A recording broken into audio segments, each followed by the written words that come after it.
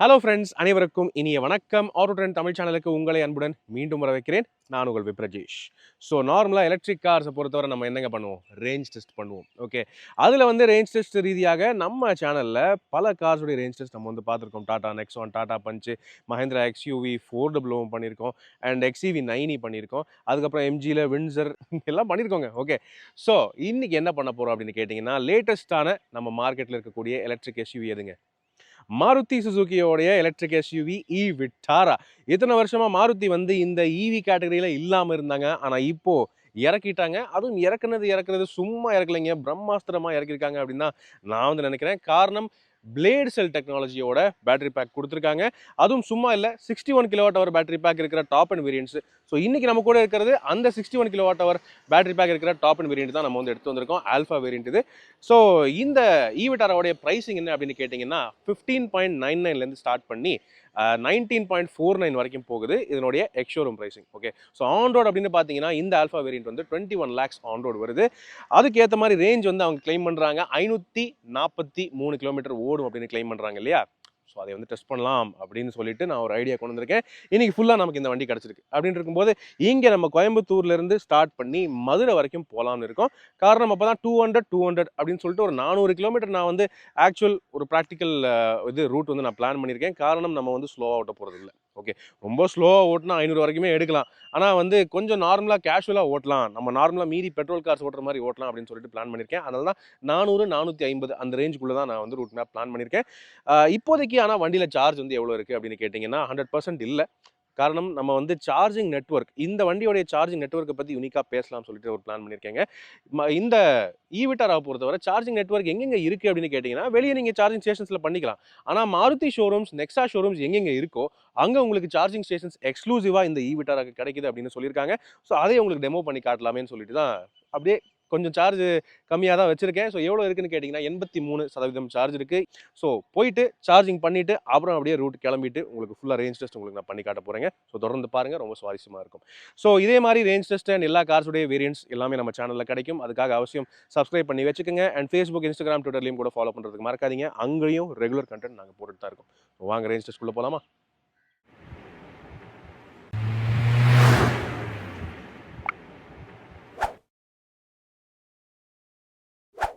S, so இங்கே நம்ம அம்பாள் நெக்ஸாவுடைய ஷோரூமுக்கு சார்ஜிங் பண்ணுறதுக்காக வந்திருக்கோம். ஆக்சுவலி 80% சார்ஜ் இருக்குங்க. ஆனாலும் வந்து நம்ம ரேஞ்ச் டெஸ்ட்டை ப்ராப்பராக 100லேருந்து எந்த அளவுக்கு லோவாக காட்ட முடியுமோ அந்த அளவுக்கு லோ பண்ணணுங்கிறதுக்காக 100 பண்ணிடலாம்னு சொல்லிட்டு இங்கே வந்திருக்கோம். ஸோ இங்கே ஈவிட்டாரா பொறுத்தவரை பெரிய அட்வான்டேஜ் என்னென்னு பார்த்தீங்கன்னா, இப்போ இருக்கக்கூடிய எல்லா மாருதி சுசுகி நெக்ஸா ஷோரூம்லையுமே இந்த ஒரு சார்ஜர் வந்து கம்பல்சரியாக வச்சே ஆகணும்னு சொல்லிட்டு மாருதியோடைய நார்ம்ஸ் இருக்குங்க. அதுக்கேற்ற மாதிரி ஃபாஸ்ட் சார்ஜிங் வச்சிருக்காங்க. ஓகே, இது வந்து ஆக்சுவலி 60 கிலோவாட் சார்ஜர், 60 இருக்குது, 30 இருக்குது. எப்படி வேணுமோ நீங்கள் பவர் வந்து சேஞ்ச் பண்ணிக்கலாம். எப்படியுமே 2 கன் கொடுத்துருக்காங்க, கன் ஏ கன் பின்னு 2 இருக்குது. அதாவது 2 வண்டி அட் அ டைமில் சார்ஜ் பண்ணிங்கன்னா இந்த ஒரு யூனிட் வந்து 60 கிலோவாட் மேக்ஸிமம் பவர்னா 30 பிரிஞ்சிடும். ஆனால் ஒரு வண்டி தான் சார்ஜ் பண்ணுறீங்க அப்படின்னு இருக்கும்போது 60 கிலோவாட் ஃபுல் பவரே நீங்கள் வந்து யூட்டிலைஸ் பண்ணிக்கலாம். ஸோ அந்த ஒரு நல்ல விஷயமா கொடுத்துருக்காங்க. இது வந்து டிசி சார்ஜர், ஏசி சார்ஜர் கிடையாது, டிசி சார்ஜர் அப்படின்னு இருக்கும்போது ஃபுல் ஃபாஸ்ட் சார்ஜிங் நீங்கள் வந்து நீட்டாக பண்ணிக்கலாம். ஓகே, ஆனால் நம்ம வண்டியில் ஏற்கனவே 80% சார்ஜ் இருக்குன்னு போது 80லேருந்து 100க்கு கொஞ்சம் டைம் எடுக்கும். அதனால் ஃபுல்லாக 60 கிலோவாட் பவரில் வந்து சார்ஜ் ஆகலை, 29 கிலோவாட் தான் ஆகிட்டு இருக்கு இப்போ. பட் அப்படியுமே பேசவே பார்த்தீங்கன்னா 85 வந்துருச்சு. 80லேருந்து 85 வித்தின் எனக்கு தெரிஞ்ச ஒரு 4 நிமிஷத்துலேயே சார்ஜ் ஆகிருச்சு. ஸோ அந்த வகையில் ரியலி யூஸ்ஃபுல்லான விஷயம்னு நான் வந்து சொல்கிறேங்க. இந்த சார்ஜிங் ஸ்டேஷன் நெட்வொர்க் வந்து பார்த்தீங்கன்னா 2000க்கும் மேற்பட்ட சார்ஜிங் நெட்வொர்க்ஸ் வந்து, சார்ஜிங் ஸ்டேஷன்ஸ் வந்து மாருதி சுசுகி நெக்ஸா அவுட்லெட்ஸில் உங்களுக்கு வந்து இந்தியா ஃபுல்லாக கிடைக்குது. அப்படின்னு இருக்கும்போது நீங்கள் ஈவிட்டாரா யூஸ் பண்ணி இந்தியா ஃபுல்லாக எங்கே வேணாலும் ட்ராவல் பண்ணலாம். அது வந்து நீட்டான ஒரு விஷயம். ஆனால் என்னுடைய ஒரு வேண்டுகோள் என்ன அப்படின்னு வந்து கேட்டிங்கன்னா, சார்ஜிங் ஸ்டேஷன் இங்கே நெக்ஸா ஷோரூம்ஸில் இருக்குது அப்படின்னு இருக்கும்போது இந்த இடத்த முடிஞ்ச அளவுக்கு டீலர்ஷிப்ஸ் வந்து ஃப்ரீ பண்ணி வச்சுக்கிறது பெட்டர் அப்படின்னு நான் வந்து ஒரு வேண்டுகோளாக கேட்டுக்கிறேன். காரணம், இங்கே வந்து ஓகே ஸ்டாப்ஸ் பார்க்கிங்லாம் பண்ணணும், வர்றவங்க எல்லாம் பார்க்கிங் பண்ணணும், அது வந்து ஒரு அத்தியாவசியம் தான்.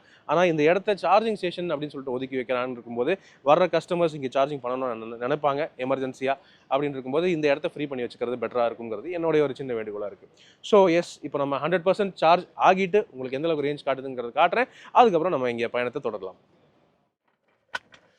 ஓகே, ஸோ சார்ஜ் ஆகிருச்சுங்க. அப்படின்னு இருக்கும்போது எவ்வளோ சார்ஜுக்கு எவ்வளோ ரேஞ்ச் கிடைக்குதுங்கிறத பார்ப்போமா. 100% இருக்குது. இந்த 100%க்கு 409 கிலோமீட்டர் ஓடும் அப்படிங்கிறத காட்டுது. ஈகோ மோடில் with AC, 1 pedal drive mode நான் வந்து இன்னும் ஆக்டிவேட் பண்ணல. ஓகே, ஸோ இப்போ நம்ம வந்து என்ன பண்ணலாம்னா ட்ரிப் மீட்டரை 0 பண்ணிக்கலாம். ஓகே, ட்ரிப் 0 பண்ணிட்டேன், ட்ரிப் பி வந்து 0ல இருக்குது.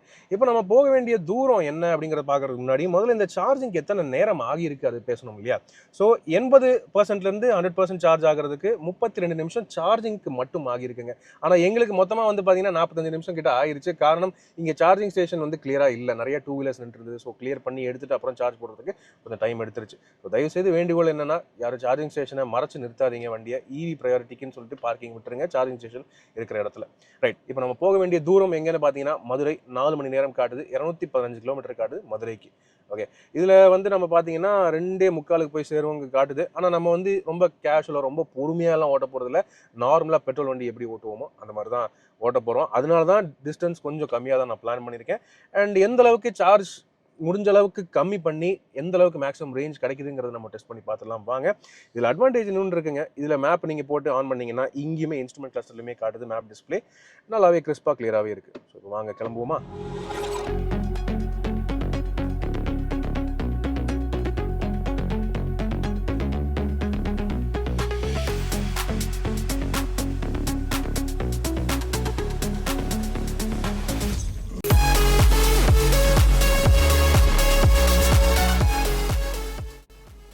ரைட், ஸோ ஃப்ரெண்ட்ஸ் நம்ம வந்து as of now 45 kilometre cover பண்ணியிருக்கோம் கிளம்புனதுலேருந்து. 89% சார்ஜ் பாக்கி இருக்குது. இந்த 89%க்கு 364 கிலோமீட்டர் ஓடும் அப்படின்னு காட்டுது. நம்ம என்னதான் ஈகோ மோடில் போட்டிருந்தாலும் நம்ம வந்து ஒன் பெடல் டிரைவ் மோட்லையும் எங்கேஜ் பண்ணியிருக்கேன். ஆனாலும் ஒரு ஸ்டெடியான, ஏன்னா இந்த வண்டியில் 80 ஸ்பீடு ஓடுறது 80 மாதிரியே இல்லைங்க.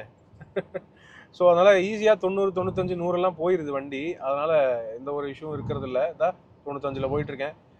ஸோ நல்ல ஸ்பீடை மாஸ்க் பண்ணி கொடுத்துருது. மேலும் இதில் இன்னொரு அட்வான்டேஜ் என்னென்னா மல்டி லிங்க் ரியர் சஸ்பென்ஷன் கொடுத்துருக்காங்க. நார்மலாக இந்த கேட்டகரியில் இருக்கிற மீதி ஈவி எல்லாம் பார்த்தீங்கன்னா எல்லாமே ரியரில் வெறும் செமி இண்டிபெண்டன்ட் செட்டப் தான் கொடுத்துருப்பாங்க. ஆனால் இதில் உங்களுக்கு மல்டி லிங்க் சஸ்பென்ஷன் கொடுத்துருக்காங்க அப்படின்னு இருக்கும்போது ரைடு ஸ்டெபிலிட்டி நல்லாயிருக்கு, ரைடு குவாலிட்டி நல்லாயிருக்கு, உள்ள மெயினாக ஒன்றும் தெரியறதும் இல்லை. அதே மாதிரி வண்டி டிசைன் வந்து நல்ல ஏரோடைனமிக்காக பண்ணியிருக்காங்க அப்படின்னு இருக்கும்போது உள்ள பெரிய அளவில் விண்ட் நாய்ஸும் இல்லை, ரோட் நாய்ஸும் இல்லை, டயர் நாய்ஸும் இல்லை. ஸோ ரொம்ப நல்லா மாஸ்க் பண்ணி கொடுத்துருக்காங்க. நல்ல பியூட்டிஃபுல்லான லாங் டிஸ்டன்ஸ் க்ரூசராக இருக்கும் இது. ஆனால் நம்ம கொஞ்சம் அலர்ட்டாக இருக்கணும், ஏன்னா இதில் ஸ்பீடு போகிறது சுத்தமாகவே தெரிய மாட்டேங்குது. என்ன ஸ்பீடு போகிறோங்கிறது நம்ம ஸ்பீடோமீட்டரை பார்த்து மட்டும்தான் தெரிஞ்சுக்கிற மாதிரி இருக்குது. ஸோ இப்போ என்ன பண்ணலான்னு இருக்கேன்னா, ஓகே ரோடு கொஞ்சம் வளைஞ்சு போகுது, ஆனால் எடாஸ் நான் எங்கேஜ் பண்ணலான்னு இருக்கேன். ஸோ இதில் அடாப்டிவ் க்ரூஸ் கண்ட்ரோல், இந்த ஆல்ஃபா வேரியண்ட்டில் அடாப்டிவ் க்ரூஸ் கண்ட்ரோல் உட்பட emergency autonomous braking and blind view monitoring system, blind spot monitoring system எல்லாமே கொடுத்துருக்காங்க. So cruise control adaptive cruise activate பண்ணுறது ரொம்ப சுலபம். வெறும் இந்த ஒரு பட்டனை ப்ரெஸ் பண்ணால் போதும், அவ்வளோதாங்க, ஆக்டிவேட் ஆயிடுச்சு. ஸோ 94 km/h ஸ்பீடில் ஆக்டிவேட் பண்ணியிருக்கேன். And lane keeping assist, lane departure warning எல்லாமே, lane departure assist, lane keep அசிஸ்ட்னு சொல்லுவாங்க. ஒரு 5 செகண்ட் வந்து கையில் ஸ்டீரிங்லேருந்து கை எடுத்துட்டா உடனே வார்னிங் கொடுத்துரும். ஸோ அது ரொம்ப ஃபட்டிக் ஃப்ரீயான ஒரு சிஸ்டமாக இருக்குது. அதுவும் ரொம்ப ப்ரிசைஸாகவும் ஒர்க் ஆகுது. முன்னாடி ஒரு வண்டி ஸ்லோ ஆச்சுன்னா இதுவும் ஆட்டோமேட்டிக்காக ஸ்லோ ஆகிடும். நான் திருப்பவே இல்லை, லைட்டாக அதுவாகவே திரும்பிடுச்சு. ஸோ ரோடோட வளைவுக்கு ஏற்ற மாதிரி, அந்த லைன்ஸோட வளைவுக்கு ஏற்ற மாதிரி அது ஆட்டோமேட்டிக்காக திருப்பிடுது. இப்போ லேன் சேஞ்ச் பண்ணுறதுனா இண்டிகேட்டர் போட்டு சேஞ்ச் பண்ணணும். நல்ல ஒரு வளைவு, அந்த வளைவையுமே இந்த வண்டியே பார்த்துக்குது. ஓகே, இப்போ லேன் கொஞ்சம் ரொம்ப வளையுதுங்கிறதுனால ஆட்டோமேட்டிக்காக லேன் மாறிடுச்சு. ஆனால் ஒரு லேனில் நீங்கள் மெயின்டைன் பண்ணணும்னு நினச்சிங்கன்னா அதுவாகவே நல்லா மெயின்டைன் பண்ணிடுது. சில நேரம் கொஞ்சம் அக்ரெசிவாகவே இழுத்துட்டு போயிடுது. அதாவது எங்கே போகிறோம் உள்ள வா அப்படின்னு சொல்லிட்டு இழுக்கிற மாதிரி லேனுக்குள்ளே இழுத்து விட்டுருது. ரொம்ப ஃபட்டிக் ஃப்ரீயான ஒரு டிரைவிங். அதே சமயம் தான் 94ல் க்ரூஸ் பண்ணிட்டு இருக்கேன். விண்ட் நாய்ஸ் இல்லை, டயர் நாய்ஸ் இல்லை, லைட்டாக தான் கேட்குது. பெரிய அளவில் ஃபட்டிக் ஃப்ரீயான ஒரு வண்டியாக இருக்குது. Really nice. இப்போதைக்கு பார்த்தீங்கன்னா ஏதாவது சும்மா நாங்கள் ஏசியெல்லாம் லோவாக வச்சுட்டு ஓட்டிகிட்டு இருக்கோம் அப்படிலாம் நினைக்காதீங்க. இங்கே ஏசியோடைய இதே உங்களுக்கு நான் காட்டுறேன். 22 டிகிரி டெம்பரேச்சரில் ஆட்டோ மோடில் செட்டப் பண்ணியிருக்கேன் ஏசி. அண்ட் வெண்டிலேட்டட் சீட்ஸுமே பார்த்தீங்கன்னா எங்கள் 2 பேத்துக்குமே வெண்டிலேட்டட் சீட்ஸ் வந்து ஆன் பண்ணி தான் வச்சுருக்கேன். இதில் நான் வந்து ஒரு சின்ன மைனஸ் சொல்லலாம் அப்படின்னு நினைக்கிறேங்க இந்த சிஸ்டம் ஆப்ரேஷன் ஏசியை பொறுத்தவரை. அதாவது ஏசிக்கு இங்கே ஃபிசிக்கல் கண்ட்ரோல்ஸ் கொடுத்துருக்காங்க, அது வந்து ஏசிக்கு ஓகே. ஆனால் நீங்கள் ஏசி இல்லாமல் நீங்கள் வெண்டிலேஷன் கண்ட்ரோல் நீங்கள் வந்து கண்ட்ரோல் பண்ணணும் அப்படின்னு நினச்சிங்கன்னா அதுக்கு நீங்கள் டச் ஸ்க்ரீன் சிஸ்டம்குள்ளே போய் இந்த ஏசியோட சிஸ்டம்குள்ளே போய் இன்னொரு மெனு ஆப்ஷன் அழுத்தினா மட்டும்தான் அந்த வெண்டிலேட்டட் சீட்ஸோடைய ஆப்ஷனுக்குள்ளேயே போகுது. ஸோ உதாரணத்துக்கு காட்டுறேன் பாருங்கள். இப்போது ஏசியோடைய ஸ்க்ரீனுக்கு நான் போயிடுறேன். ஸோ இதுதான் ஏசியோடைய கண்ட்ரோல் ஸ்க்ரீன். ஓகே, ஏசியோடைய கண்ட்ரோல் ஸ்க்ரீனில் கூட உங்களுக்கு எடுத்த உடனே அப்படியே ஈஸியாக ஆக்சஸ் பண்ணுற மாதிரி கொடுக்கல. ஃபிசிக்கல் ஸ்விட்சும் வெண்டிலேஷன் ஃபங்க்ஷனுக்கு எதுவுமே கொடுக்கல. இந்த ஒரு இதை ஐக்கானை ப்ரெஸ் பண்ணி சீட்டோடைய கண்ட்ரோல்ஸ்க்குள்ளே போகணும். அது ஒரு 3 செகண்ட் ஆகுது. அந்த 3 செகண்டுக்கு அப்புறம் தான் இதை நீங்கள் கண்ட்ரோல் பண்ணுற மாதிரி இருக்கும். அதுவுமே இதை நீங்கள் செலக்ட் பண்ணிவிட்டு 1 2 3 ஸோ ஓட்டும் போது இது எவ்வளோ கஷ்டம்னு யோசிச்சு பாருங்கள். டிரைவிங் பண்ணும்போது இதை நீங்கள் டக்குன்னு கண்ட்ரோல் பண்ணுறது அவ்வளோ சுலபமாக முடியாது. நீங்கள் ஒவ்வொருத்தரையும் அதை பார்த்து தான் பண்ணுற மாதிரி இருக்கும். ஸோ ரோட்லேருந்து நீங்கள் பார்வையை விளக்கிட்டு தான் பார்க்குற மாதிரி இருக்கும். ஸோ இது கொஞ்சம் பெட்டராக கொடுத்துருந்துருக்கலாங்கிறது என்னுடைய கருத்துங்க. மற்றபடி வண்டி பியூட்டிஃபுல்லாக இருக்குது. இதோ எனக்கு முன்னாடி அங்கே ஒரு லாரி போகுது. நான் 87ல் போயிட்டுருக்கேன். ஸோ அந்த வண்டியோடைய ஸ்பீடு என்ன அளவுக்கு இருக்கோ அதே ஸ்பீடுக்கு அப்படியே பிரேக் பண்ணிடுது. 67, 66, 65. அவர் 65 தான் ஓட்டிருக்காரு போல்.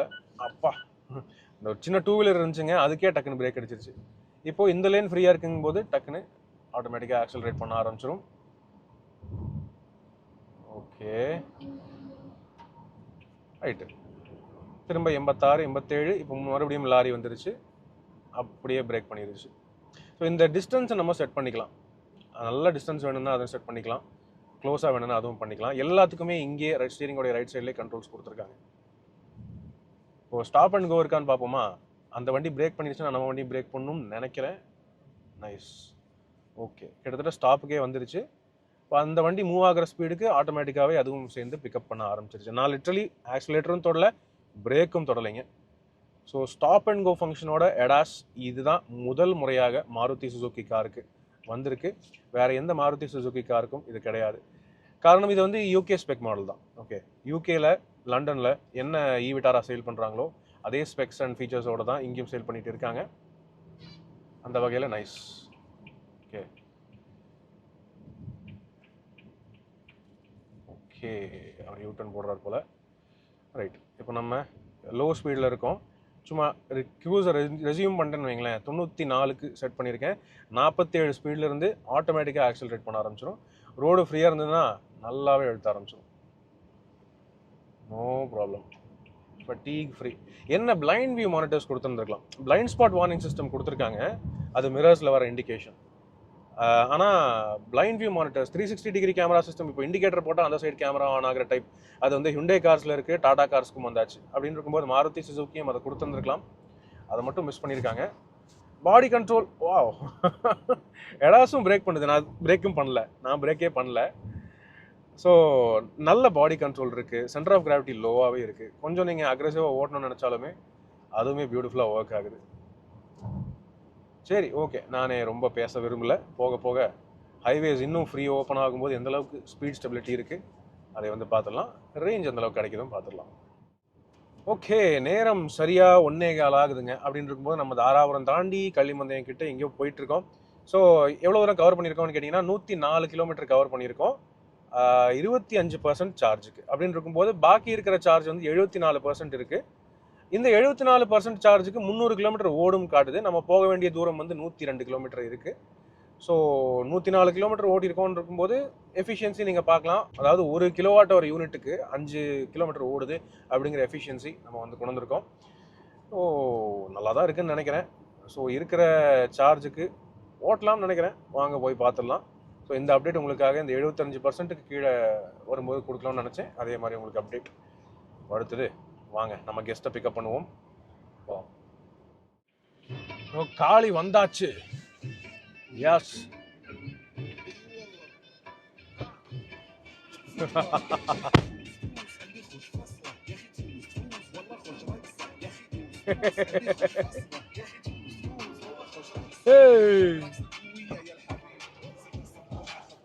காளி லேட்டஸ்டா வந்தா இருக்கான் பாருங்க. லேட்டஸ்டா வந்திருக்கிறாப்புல. சரி, ரைட்டு, வாங்க போகலாம். ஓகே, இப்போ நான் வந்து இங்கே கோ டிரைவர் ஆக்கி விட்டேன். அப்படின்னு இருக்கும்போது ஓட்டுவது தினேஷ். யா, இட்ஸ் மீ. நான் இப்பயும் சொல்லிட்டேன் என்னோட கண்டிஷன்ஸ். நான் நார்மலாக என்னோட பெட்ரோல் காரை போட்டு எப்படி ஓட்டுவோம்னா அதே மாதிரி தான் ஓட்டுவேன். அதுக்குன்னு ரொம்ப அழுத்தாமல் ஒரு ஆவரேஜாக எப்படி ஓட்டுவோம், நார்மலாக ரிலாக்ஸ்டாக எப்படி ஓட்டுவோம் அந்த மாதிரி ஓட்டுவோம். ஆல்டோ எப்படி ஓட்டுவோம் எனக்கு தெரியும். ஆல்டோ இன்ஜினே கழட்டு விழுகிற அளவுக்கு ஓட்டுவேன். கொஞ்சம் பார்த்து நான் ஒரு ஆவரேஜான ஸ்பீடில் நார்மலாக நம்ம ஸ்ட்ரெஸ் இல்லாமல், அதாவது ஒரு மாதிரி ரேஞ்சு கிடைக்கணுங்கிற ஒரு ஸ்ட்ரெஸ்ஸோடு ஓட்டாமல் ரிலாக்ஸாக நான் வந்து ரோட் கண்டிஷனுக்கு ஏற்ற மாதிரி ஓட்ட போகிறேன். ஸோ என்னோட டிரைவிங் எப்படி ஹார்ட்லி ஒரு 50 கிலோமீட்டர் ஓட்டலான்னு பிளான் பண்ணியிருக்கேன். அடுத்தது காலினா, நீங்கள் ரெடியா? ஓகே. மதுரைக்குன்னு எவ்வளோ கிலோமீட்டர் இருக்குன்னு அப்படிங்கிறத பார்த்துடலாம். So start. இல்லை, அது ஆக்சுவலி ஆண்ட்ராய்ட் ஆட்டோ என்னன்னு தெரியல, கொஞ்சம் கட் ஆகிட்டே இருக்குது. கொஞ்சம் வந்து அந்த அளவுக்கு ஒரு ஸ்மூத்தான ஒரு யூசர் இன்டர்ஃபேஸா தெரியல. கரெக்ட். ஏன்னா என் ஃபோன் கனெக்டே ஆக மாட்டேங்குது. தினேஷோட ஃபோன் ஆண்ட்ராய்ட் ஆட்டோ மட்டும் தான் கனெக்ட் ஆகுது. கனெக்ட் ஆகுது, பட் அப்பப்போ அது டிஸ்கனெக்ட் ஆகி அதுவே ட்ரை பண்ணுது, அதுவே கட் பண்ணிக்குது, என்ன கணக்குங்கிறது தெரியல. ஸோ இப்போ பார்த்தீங்கன்னா 66 கிலோமீட்டர் போகும் அப்படிங்கிறது காட்டுது. ஸோ நானே மதுரையை ரீச் பண்ண போகிறேன். ஆனால் ரேஞ்ச் வந்து 244 ஓடுன்னு காட்டுதுங்கோ. 63% சார்ஜ் இருக்கு. ஆமாம். என்ன இந்த இவன் வேற கொஞ்சம் டிஸ்டர்ப் பண்ணுறாங்க. லைன் கீப் அசிஸ்ட் வேறு ஆன் பண்ணி வச்சிட்டேன். டெக்கையும் வரைக்கும் இழுத்துட்டு ஆடிட்டே இருக்கிறேன். ஒரு வழியை கொண்டு போய் சேர்த்தலாம். எஸ் ஃப்ரெண்ட்ஸ், நான் இப்போ ஓட்டிகிட்டு இருக்கேன். இன்னும் மதுரைக்கு வந்து 28 கிலோமீட்டர் இருக்குது. ஆனால் அதுக்கு முன்னாடி எவ்வளோ பர்சன்டேஜ் சார்ஜ் வந்து இருக்குது அப்படின்னு கேட்டிங்கன்னா 52% இருக்குது. அதாவது ஒரு 48% வந்து நம்ம தீர்த்துட்டோம். அதுக்கு எவ்வளோ கவர் பண்ணியிருக்கோம்னு பார்த்தீங்கன்னா 192 கிலோமீட்டர். எனக்கு தெரிஞ்சு கரெக்டாக 50%ங்கும் போது நம்மளோட மீட்டரில் 200 வாய்ப்பு இருக்குது. ஏன்னா ஒரு 8 கிலோமீட்டர் தான் தேவைப்படுது. இந்த 2%, ஐ மீன் அதுலேயும் ஒன்று கம்மியாயிருச்சா, இந்த ஒரு பர்சன்டேஜில் ஒரு 5 கிலோமீட்டர் 6 கிலோமீட்டர் அப்படி இப்படின்னு போனாலும் 200 டச் பண்ணுவான்னு தெரியல. பட் நான் அதுக்கேற்ற மாதிரிலாம் ஓட்ட மாட்டேன். நான் அழுத்தி தான் ஓட்டுவேன். அப்படி ஓட்டினா என்ன கிடைக்குது அதை தான் நம்ம பார்க்க போகிறோம். ஸோ நான் சாலிடாக 80 to 100ங்கிற ஒரு ஸ்பீட் மெயின்டைன் பண்ணிகிட்ருக்கேன். ஸோ பார்ப்போம் அடுத்த ஸ்டாப் 25 எவ்வளோ இருக்குங்கிறது பார்ப்போம்.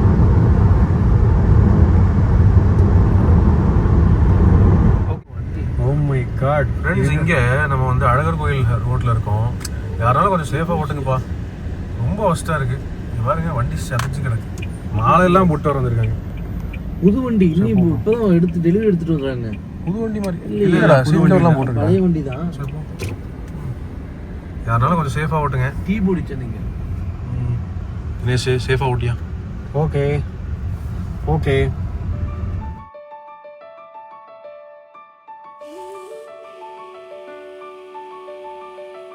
ஆல் ரைட், இதுதான் பார்த்தீங்கன்னா கள்ளழகர் கோவில். ஓகே, ஆக்சுவலி இங்கே கோவிலுக்கு வரணும்னு பிளான் இல்லை, இந்த சைடு அப்படியே வரலான்னு பார்த்தோம். ஸோ இங்கேயே வந்து நம்ம திருப்பிக்கலாம் அப்படின்னு சொல்லிட்டு வந்திருக்கோம். கோவில் இன்னைக்கு ஆக்சுவலி இந்த டைமில் மூடி இருக்குது. மேலே பழமுதிர் சோலையுமே ஆக்சுவலி மூடி இருக்குங்க. அதனால் கோவிலுக்குள்ளே போக முடியாது. இங்கேயே திருப்பிக்கலாம் அப்படின்னு சொல்லிட்டு பிளான். ஆஸ் ஆஃப் நோ வண்டி எவ்வளோ ஓடி இருக்குது அப்படின்னு கேட்குறீங்களா? 222.2 22.2 அதுதான் வண்டி ஓடி இருக்குது. 22.2. சார்ஜ் எவ்வளோ இருக்கு? 42%. 42% சார்ஜ் இருக்கு. 164 ஓடுன்னு காட்டுது. ஓவராலா 58%க்கு 222 கிலோமீட்டர் வந்து நம்ம கவர் பண்ணியிருக்கோம். 222. ஆமாம். ஓகே, திருப்பி நம்ம வந்து கோயம்புத்தூர் 200 கிலோமீட்டர் ரீச் ஆக முடியுமா? நார்மலாக தான் ஓட்ட போகிறோம். எனக்கு தெரிஞ்சு கோயம்புத்தூர் அவுட்ரு போயிட்டா கூட நம்ம எதாவது இருக்கிற ஒரு சார்ஜிங் ஸ்டேஷனில் வந்து போடலாம் அப்படிங்கிற ஒரு plan. Watch after the break. Actually இதுக்கப்புறம் நான் ஓட்ட போகிறதில்ல, காளிதாஸ் ஓட்ட போகிறாரு. நாங்கள் வந்த ரூட்டுமே வந்து பார்த்தீங்கன்னா ஒரு டிப்பிக்கல் ஒரு வில்லேஜ் ரோடு எப்படி இருக்குங்க, ஒரு சின்ன ஒரு லைக் ரொம்ப பெண்டா ஸ்பீட் பிரேக்கரு ஊருக்குள்ளே போகும் தான் வந்தோம். ஸோ ஹைவேஸ் அந்த அளவுக்கு பெருசாக இல்லை. ஸோ எல்லா ரோடுமே கவர் பண்ணிட்டோம். சிட்டி, ஹைவேஸு, ரூரல், வில்லேஜ், இதுக்கப்புறம் ஆஃப் ரோடு மட்டும் தான் கவர் பண்ணல. ஸோ அதை தவிர மற்றபடி ப்ராக்டிக்கலாக என்ன ரோட்டில் நார்மலாக ஓட்ட முடியுமோ ஓட்டியிருக்கோம். ஸோ ரிட்டர்ன் போயிட்டு ரீச் ஆகிறோம்னு பார்க்கலாம். Kalidas bro, take the vehicle. அடுத்து எடுத்து ஓட்டி பார்க்கலாம். ஆமாம், ஆனால் வெரைட்டி தானே ஓட்டோன்னு சொல்லிட்டேன்.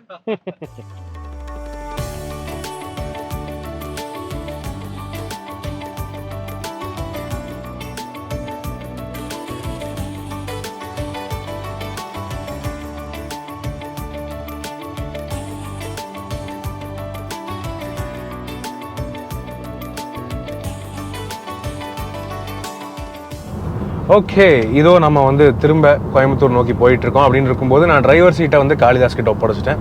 நான் இங்கே பேக் சீட்டில் உட்காந்துட்டு இருக்கேன். பேக் சீட்டோடைய கம்ஃபர்ட் எப்படி இருக்குது லாங் ட்ராவலுக்கு, அதை உங்களுக்கு காட்டலான்னு. ஸோ ரியர் சீட் அப்படின்னு பார்க்கும்போது இந்த வண்டியை பொறுத்தவரை ஒரு மேஜர் அட்வான்டேஜ் என்னென்னு பார்த்தீங்கன்னா, நார்மலாக இந்த கேட்டகரியில் வர மீதி ஈவிஸோட ஒப்பிட்டு பார்க்கும்போது இந்த வண்டியில் மட்டும்தான் உங்களுக்கு multi link rear suspension setup கொடுக்குறாங்க. அதாவது இண்டிபெண்டன்ட் மல்டி லிங்க் செட்டப். இந்த மாதிரி மல்டி லிங்க் எந்த வண்டியில் கிடைக்குது அப்படின்னு கேட்டிங்கன்னா XUV 700 MG ஹெக்டர் அந்த மாதிரி கார்ஸுக்கு வரும். ஸோ அந்த ஒரு இண்டிபெண்டன்ட் ரியர் சஸ்பென்ஷன் இருக்கிறதுனால பேட் ரோட்ஸில் நீங்கள் விட்டாலுமே அந்தளவுக்கு அண்டுலேஷன் ஆகாது. அந்த ஒரு விஷயம் வந்து இந்த வண்டியில் அட்வான்டேஜாக இருக்குது. ஆனாலும் பார்த்தீங்கன்னா கொஞ்சம் சஸ்பென்ஷன் ரீதியாக இந்த ஃப்ளைஓவர் ஜாயிண்ட்டு, இந்த மாதிரி ஹைவேஸில் டக்குன்னு வர ஜாயிண்ட், அதிலெல்லாம் பார்த்தீங்கன்னா லைட்டாக அந்த ஒரு ஃப்ளோட்டிங் எஃபெக்ட் இருக்குது. கொஞ்சம் அந்த தூக்கி போடுற எஃபெக்ட் ஃபீல் ஆகுது. ஆனால் ரொம்ப அன்கம்ஃபர்டபுளாக இருக்குது அப்படின்னு சொல்ல முடியாதுங்க. ஓகே, மற்றபடி இங்கே பேக் சீட்டோடைய ஸ்பேஸ் நல்லாயிருக்கு. Driver seat and co driver seat ரெண்டுமே வந்து ஏன் ஹைட்டுக்கு ஏற்ற மாதிரி அட்ஜஸ்ட் பண்ணியிருக்கேன்னு இருக்கும்போது நல்ல லெக் ரூம் இருக்குது. நான் ஹெட் ரூம்னு பார்த்தாலுமே என் தலைக்கு மேலே ஒரு 2 இன்ச் எனக்கு வந்து கேப் இருக்குது. 6 அடி ஆள் உட்காந்தாங்கன்னா ஓரளவுக்கு அட்ஜஸ்ட் பண்ணி உட்காந்துக்கலாம். அவங்களுக்கு அது கரெக்டாக இருக்குன்னு வைங்களேன். ஆனால் 5, அதாவது 5'11", நான் 5'11" ஹைட் இருக்கேங்க. ஸோ 5'11" வரைக்கும் இருக்கிறவங்களுக்கு இங்கே நல்ல ஸ்பேஸ் இருக்குது. ஓகே, அண்ட் அடிஷ்னல் கம்ஃபர்ட்டுக்கு வந்து பார்த்தீங்கன்னா இங்கே முழங்கை வைக்கிற இடத்துல சாஃப்டான ஃபேப்ரிக் கொடுத்துருக்காங்க டோரில். அண்ட் ஆம்ரெஸ்ட் வந்து இன்ட்ரெஸ்டிங்காக கொடுத்துருக்காங்க. ஓகே, ஸோ இது வந்து சீட்டே ஆம்ரெஸ்ட்டாக ஃபோல்ட் ஆகிற மாதிரி கொடுத்துருக்காங்க. சென்டர் சீட்டே அப்படியே ஆம்ரெஸ்ட்டாக டெவலப் ஆகி வருது. நல்ல பெரிய ஆம்ரெஸ்ட்டாக இருக்குது. கொஞ்சம் கீழே லெவலில் இருக்குது, பட் இருந்தாலும் ஓகேவான கரெக்டான லெவலில் தான் இருக்குதுன்னு சொல்லலாம். 2 கப் ஹோல்டர்ஸ் கொடுத்துருக்காங்க. அண்ட் மேலும் கம்ஃபர்ட்டுக்கு, அதாவது மேலும் கம்ஃபர்ட்டுங்கிறத விட ஃப்ளெக்சிபிலிட்டிக்கு என்ன பண்ணியிருக்காங்க அப்படின்னு கேட்டிங்கன்னா, இப்போது லக்கேஜ் கொஞ்சம் அதிகமாக இருக்குது அப்படின்னா என்ன பண்ணலாம்னா இந்த செகண்ட் ரோ சீட்டை நீங்கள் ஸ்லைடிங் பண்ணிக்கலாம். ஓகே, ஸோ முன்னாடி பின்னாடி முன்னாடி பின்னாடி முன்னாடி பின்னாடி இதை நீங்கள் ஈஸியாக அட்ஜஸ்ட் பண்ணிக்கலாம். சிப்ஸ் பாக்கெட் மட்டும் கொடுங்க, கொஞ்சம் சிப்ஸ் பேக்கெட் வேணுமா? Chips packet. ஸோ அடிஷ்னல் ஃப்ளெக்சிபிலிட்டிக்கு இந்த மாதிரி இந்த செகண்ட் ரோ சீட்ஸ் ரெண்டுமே தனித்தனியாக ஸ்லைடிங் அட்ஜஸ்ட்டும் பண்ணிக்கலாம், ஃபோல்டிங்கும் பண்ணிக்கலாம். ஆனால் என்னென்னா ரிக்ளைன் இன்னும் கொஞ்சம் பெட்டராக கொடுத்துருந்துருக்கலாங்க. ஸோ இதுதான் இருக்கிறதுலே மோஸ்ட் ஃபார்வர்டு. மேக்ஸிமம் ரிக்ளைன் இந்த அளவுக்கு தான் இருக்குது. ரொம்ப சாஞ்சிட்டு கம்ஃபர்டபுளாக போக முடியும்னு சொல்ல முடியாது. இந்த சீட்டிங் ஓகேவாக இருக்குது. என்ன அடிஷ்னலாக சன் பிளைண்ட்ஸ் கொடுத்துருந்துருக்கலாம். இந்த மாதிரி மதுரை வெயிலுக்கு இது கொஞ்சம் பெட்டராக இருந்திருக்கும் சன் பிளைண்ட்ஸு. But still it is okay. LED cabin lamps கொடுத்துருக்காங்க. ரியர் ஏசி வென்ட்ஸ் டீசெண்டாக கொடுத்துருக்காங்க. கூடவே ஒரு USB, ஒரு C டைப் USB சார்ஜிங் போர்ட்ஸும் கொடுத்துருக்காங்க பேக் சீட்ஸுக்கு தனியாக. அதுவும் வந்து ஓகே. வேறு என்ன இன்னும் பெட்டராக கொடுத்துருக்கலான்னு கேட்டிங்கன்னா தை சப்போர்ட், அண்டர் தை சப்போர்ட். இங்கே பார்த்தீங்கன்னா என் காலுக்கே இது வந்து பத்தலை. கொஞ்சம் பாதி என்னுடைய தொடையை வந்து அப்படியே சீட்டுக்கு மேலே தான் இருக்குது, சீட்டுக்கு தாண்டி தான் வருது.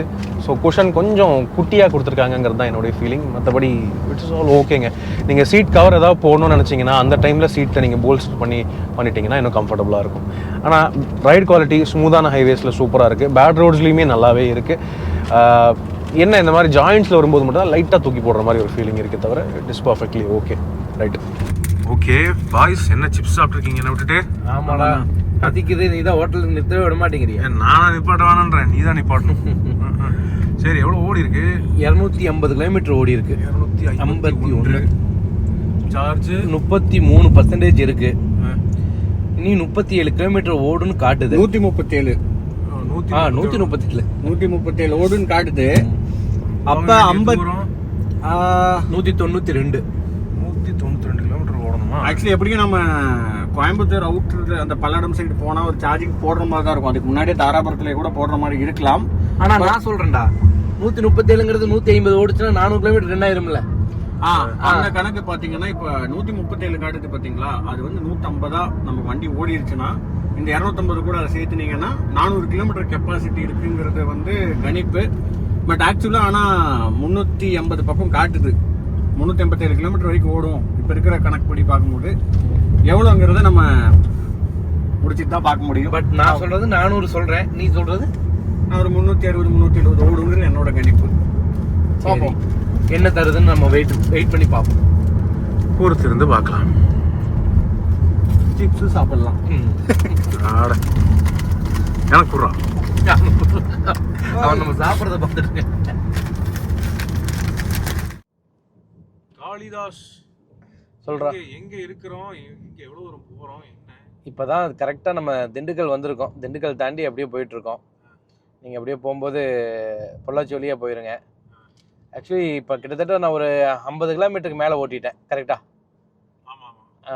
அழகர் கோயிலேருந்து எடுத்ததுலேருந்து இவ்வளோ தூரம் ஓட்டிட்டேன். 50க்கு மேலே கிட்டத்தட்ட 60 கிலோமீட்டர் ஆயிடுச்சு.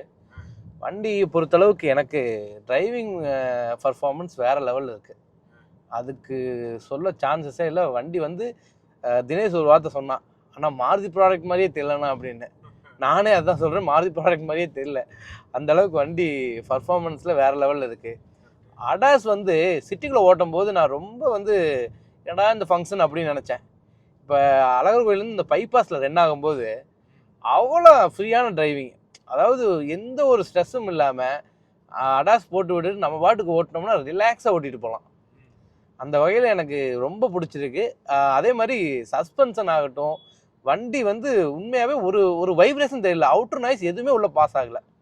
அந்த அளவுக்கு ரொம்ப நாய்ஸ்லெஸ்ஸாகவும் இருக்குது, ரொம்ப கம்ஃபர்ட்டாக இருக்குது.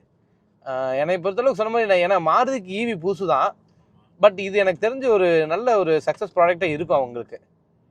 அதே மாதிரி நைட் டிரைவுக்கு ஆகட்டும், விசிபிள் ஆகட்டும், எல்லாமே நல்லா இருக்குது. அது போக வந்து சொல்லப்போனால் இப்போ கிட்டத்தட்ட 23% இருக்குது. ஆல்மோஸ்ட் ஒரு 97 கிலோமீட்டர் போகும்னு வண்டி காட்டுது. இப்போ 294 கிலோமீட்டர் நம்ம ஃபினிஷ் பண்ணியாச்சு. இனி எப்படி இதோட கிலோமீட்டர் இருக்குங்கிறது நீ போக போக தான் தெரியும். இனி நம்ம போக வேண்டியது 151 கிலோமீட்டர் போக வேண்டியது இருக்குது. ஓகே, இனிவே எவ்வளோ மைலேஜ் தருது அப்படிங்கிறத வந்து நீங்கள் ரன் பண்ணி நீங்கள் எண்டிங்கில் தான் எனக்கு சொல்லணும். கண்டிப்பாக கண்டிப்பாக கண்டிப்பாக அதை ஆவலுடன் எதிர்பார்ப்பேன். கண்டிப்பா கண்டிப்பா. அது சரி, இதுல இன்னும் கொடுத்துருக்கலாம், இன்னும் பெட்டரா பண்ணிருக்கலாம், ஃபீல் பண்றீங்களா நீங்க? அந்த மாதிரி ஃபீல் பண்ணணும்னு நினைச்சா எனக்கு பின்னாடி உட்காரும் போது ரூஃப் தான். ஏன் அந்த மாதிரி டிசைன் பண்றாங்கன்னு எனக்கு புரியல. அதாவது ஃப்ராங்க்ஸ்லி ஆகட்டும், இது இப்போ நம்ம கிராண்ட் விட்டாரால் ஆகட்டும், அதுலேயும் கூட கொஞ்சம் காம்ப்ரமைஸ் பண்ணி போகலாம். இப்போ இதுலேயும் அப்படி தான். பேக்கில் வந்து பார்த்தீங்கன்னா கொஞ்சம் டாலாக இருக்கிறவங்கள உட்காரதுக்கு அன்கம்ஃபர்ட்டாக ஃபீல் பண்ணுவாங்க. ஏன்னா இது ஈவியாக போச்சு. ஈவியில் வந்து எப்பயுமே பேஸ் கொஞ்சம் அதிகமாக தான் கொடுப்பாங்க. அந்த பிளாட்ஃபார்ம் கொஞ்சம் பெருசாகும் போது நமக்கு அதே மாதிரி ரூஃப் கொஞ்சம் பெருசாக இருந்தால் தானே ஆகும்.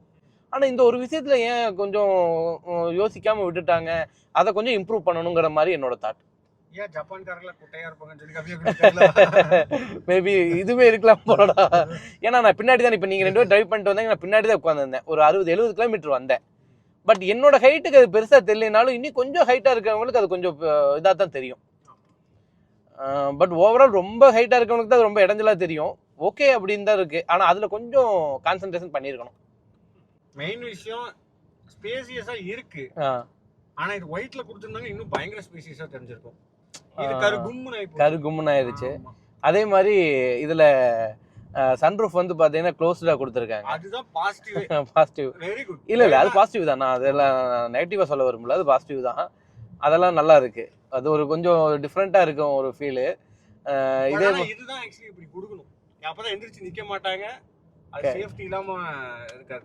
ஆமாம், நீ சொல்கிற விஷயம் ரொம்ப கரெக்டா. ஏன்னா நிறைய பேர் அந்த தப்பு தான் பண்ணுறாங்க. ஓகே, விப்ரஜேஷ் ப்ரோ சம்மரைஸ் பண்ணுங்க சீக்கிரம். கண்டிப்பா. சம்மரிக்கு முன்னாடி ரேஞ்ச் பார்க்கணும்டா. என்னமோ ஒரு கடையை விட்டு போய் சார்ஜ் போட்டு வீட்டை போட்டு போகலாம். வாங்க வீட்டுக்கு போகணுங்க. காரமட தேர் வேற போயிட்டு இருக்குது. இப்படி கூட்டிட்டு வந்து இவன் போற அவசரத்துக்கு என்னையும் கோயம்புத்தூர் கூட்டிட்டு வந்துடுவோம் போலயே. அப்படியே போயிடலாமா உங்க கூடயே? வாங்க, காரமட தேர் வேற நாளைக்கு வேற இல்ல, நேத்தே முடிஞ்சு, இன்னைக்கு 2வது நாள் பந்த சேவாட்டம். ஓ எஸ் ஃப்ரெண்ட்ஸ், நீங்கள் பார்க்கலாம். இப்போ நான் வந்து டிரைவர் சீட்டில் உட்காந்துட்டேன். அண்ட் சார்ஜ்னு பார்த்தீங்கன்னா 9% இருக்குது. ஆனால் வண்டி ஓடிடுச்சுங்க. 360 கிலோமீட்டர் ஓடிடுச்சு. That's a good thing. And எவ்வளோ ரேஞ்ச் இன்னும் இருக்குதுன்னு பார்த்தீங்கன்னா 37 கிலோமீட்டர் ஓடும் அப்படின்னு காட்டுது 9% சார்ஜுக்கு. நம்ம இப்போ வந்து தாராபுரத்துக்கு போய் சார்ஜ் போட்டுடலான்னு சொல்லிட்டு பிளான் பண்ணியிருக்கோம். காரணம் தாராபுரம் வந்து பார்த்தீங்கன்னா 18 கிலோமீட்டர் வருது. ஸோ ரொம்ப கடைசி வரைக்கும் 0 வரைக்கும் கொண்டு போய் ரிஸ்க் எடுக்க வேணாம்னு சொல்லிட்டு தாராபுரத்துலேயே போய் சார்ஜ் போட்டுடலாம் அப்படின்னு சொல்லிட்டு தாராபுரம் நோக்கி போயிட்டுருக்கேன். பரவாயில்லைங்க. அதாவது நம்ம எப்படி ஓட்டியிருக்கோம்னு பார்த்தீங்கன்னா ப்ராக்டிக்கலாக ரியல் வேர்ல்டில் எப்படி ஓட்டுவோமோ அந்த மாதிரி தான் ஓட்டியிருக்கோம். ஸ்பீட்ஸ் மாற்றி மாற்றி ஓட்டியிருக்கோம், டிரைவர்ஸ் மாற்றி மாற்றி ஓட்டியிருக்கோம். இங்கே நடு ரோட்டில் நடந்துட்டுருக்காங்க. யாருங்க அவங்க? என்னங்க நடக்குது? ஸோ எஸ், மாறி மாறி ஓட்டியிருக்கோம். பேட்டர்ன்ஸ் மாறி இருக்குது. சில நேரங்களில் அழுத்தணும், சில நேரங்கள் ஸ்பீடு போகணும், டெஸ்டிங்லாம் என்னென்னமோலாம் பண்ணோம், காமெடிலாம் பண்ணோம். அப்படி இருந்துமே இந்த அளவுக்கு ரேஞ்ச் ஒரு பாசிட்டிவான ஒரு ப்ரெடிக்டபிள் ரேஞ்சுன்னு பார்த்தீங்கன்னா 360 370 அந்த ரேஞ்சில் கேஷுவலாக ஓட்டிங்கன்னா உங்களுக்கு வந்து கிடைக்கும். ரொம்ப பொறுமையாக ஓட்டி உங்களுக்கு பொறுமை இருந்ததுன்னா ரொம்ப பொறுமையாக ஓட்டிங்கன்னா ஒரு 390 400 வரைக்கும் எக்ஸ்ட்ரா புழிஞ்சு எடுக்கலாம். ஆனால் அந்த மாதிரிலாம் யாராலையும் ஓட்ட முடியாது. ஸோ ஓகே, இப்போதைக்கு என்னோட ப்ரெடிக்ஷன் எப்படி இருக்குது. நம்ம வீட்டுக்கு போய் சேர்றது எத்தனை மணிக்குங்கிறது தெரியாது. சார்ஜ் போட்டுட்டு நம்ம போய் பார்க்கலாம். எனிவே உங்களுக்கு சார்ஜிங் ஸ்டேஷன் போய் அங்கே எவ்வளோ சார்ஜ் பாக்கி இருக்குது, என்ன மாதிரி இருக்குது, அதெல்லாமே உங்களுக்கு அப்டேட் பண்ணுறேன். வாங்க. எஸ் ஃப்ரெண்ட்ஸ், இதோ நீங்கள் ஸ்க்ரீனை பார்க்கலாம். மணி 9 மணி ஆச்சு. அண்ட் சார்ஜ் எவ்வளோ இருக்குன்னு பார்த்தீங்கன்னா 5% மட்டும் தான் பாக்கி இருக்குது. இந்த 5%க்கு 22 கிலோமீட்டர்ஸ் மட்டும்தான் ஓடும் அப்படின்னு காட்டுதுங்க. ஓகே, அண்ட் எவ்வளோ கிலோமீட்டர் ஓட்டியிருக்கோம்? 378.9, அதாவது 379 கிலோமீட்டர்ஸ் அப்படின்னே வச்சுக்கலாம். ஸோ எஸ், இந்த நிலைமையில் நம்ம வந்து என்ன முடிவு எடுத்திருக்கோம்னா, இதுக்கு மேலே ப்ரொசீட் பண்ண முடியாது. ஸோ தாராபுரத்தில் சார்ஜ் போட்டுடலாம் அப்படின்னு சொல்லிட்டு வந்திருக்கோம். வாங்க சார்ஜ் போடலாமா?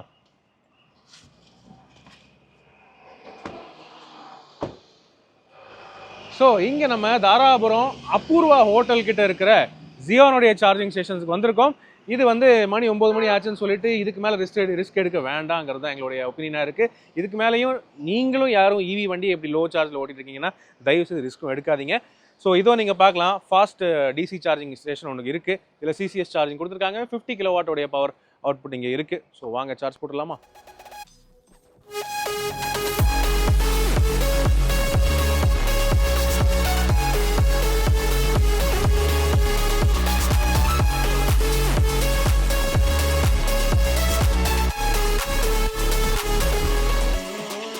ஆல்ரைட் ஃப்ரெண்ட்ஸ், வந்தாச்சுங்க நம்ம கோயம்புத்தூருக்கு. ஸோ கோயம்புத்தூர் வர்றதுக்கு எக்ஸ்ட்ரா சார்ஜ் தேவைப்பட்டது.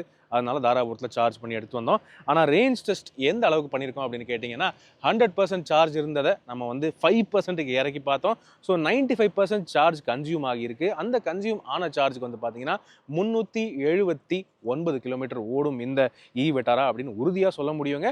ஸோ 380 அப்படின்னு கூட நம்ம வந்து ரவுண்ட் பண்ணி வச்சுக்கலாம். ஓகே, ஸோ வண்டி ஆக்சுவலி வந்து பார்த்தீங்கன்னா நல்லா இருக்குது. ஓட்டுறதுக்குமே செம்ம ஸ்டேபிளாக கான்ஃபிடென்ட்டாக இருக்குது. பெர்ஃபார்மன்ஸ் தேவைங்கிற நேரத்தில் நல்லாவே கொடுக்குது. அண்ட் டிரைவிங் கம்ஃபர்ட் ரொம்பவே பியூட்டிஃபுல்லாக இருக்குது. ஹேண்ட்லிங் ரொம்ப இம்ப்ரெசிவாக சூப்பராக இருக்குது. ஓவரால் நல்ல சாலிடான பேக்கேஜாக இருக்குங்கிறது என்னுடைய கருத்தாக இருக்குங்க. ஓகே, இதை விட கொஞ்சம் ரேஞ்ச் அதிகமாக தரக்கூடிய வண்டிகள் இருக்குது. ஆனால் ஓவரால் உங்களுக்கு வந்து ரிலையபிளான ஒரு பேக்கேஜ், பிளேட் பேட்டரி டெக்னாலஜியோட நல்ல ஒரு ஃபேமிலி பேக்கேஜாக வேணும்னு நினச்சிங்கன்னா இந்த இ விட்டாரா ஒரு நல்ல அருமையான வண்டி அப்படின்னு தான் நினைக்கிறேன். இந்த எலக்ட்ரிக் கார் கேட்டகரியை பொறுத்தவரை டாப் அண்ட் ஆல்ஃபா வேரியன்ட் வந்து பார்த்தீங்கன்னா 21.5 அந்த ரேஞ்சில் வருது ஆண்டோட பொறுத்தவரை. டெல்டா வேரியன்ட் வந்து பார்த்தீங்கன்னா உங்களுக்கு வந்து lower battery capacity 49 kilowatt battery கெப்பாசிட்டியோட கிடைக்குது. அதனுடைய ரேஞ்ச் கொஞ்சம் கம்மி தான், ஆனால் அதுவுமே நல்லா தான் இருக்கும்னு நினைக்கிறேன். வேல்யூ ஃபார் மணி பொறுத்தவரை பொறுத்திருந்து பாருங்கள். டெல்டா வேரியன்ட் அவசியம் உங்களுக்கு நான் ரிவ்யூ கொண்டு வர ட்ரை பண்ணுறேன். ஓகே, ஸோ எஸ், உங்களுடைய கருத்துக்கள் என்னங்கிறத கீழே கமெண்ட் செக்ஷனில் பகிர்ந்துக்கங்க. உங்களுக்கு இந்த இ விட்டாரா பிடிச்சதா, நீங்கள் இதை கன்சிடர் பண்ணுவீங்களா? கீழே அவசியம் கமெண்ட் செக்ஷனில் பகிர்ந்துக்கங்க. இப்போதைக்கு உங்களிடமிருந்து விடைபெறுவது அன்புடன் விப்ரஜேஷ். மேலும் பல வீடியோக்களில் சந்திப்போம். நன்றி, வணக்கம்.